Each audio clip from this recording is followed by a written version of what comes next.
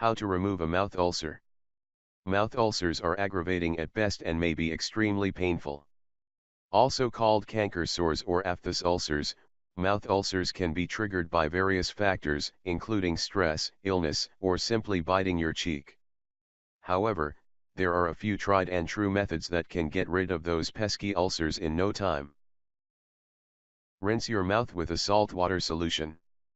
Mix a teaspoon or 2 of salt with a warm glass of water and let it dissolve.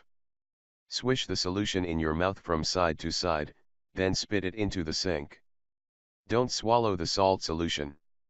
Repeat this a few times a day, generally after meals and before you go to bed.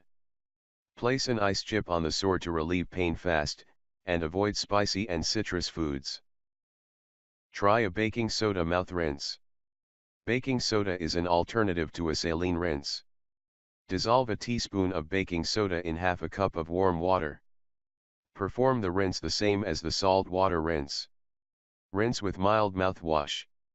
Rinse out your mouth to clear out any aggravating bacteria and potentially ease the pain of the sore. Just about any mouthwash will work for this purpose. Swish it morning and night, and maybe after lunch as well. Never swallow mouthwash. Use milk of magnesia. Get milk of magnesia from your grocery store or pharmacy. Gently dab a little bit onto your canker sore several times every day. This can have a soothing effect and promote healing. Dab the sore with hydrogen peroxide. Make a mixture that is half water and half 3% hydrogen peroxide. You only need a small amount. Dip a cotton swab in the solution, and dab it over the sore.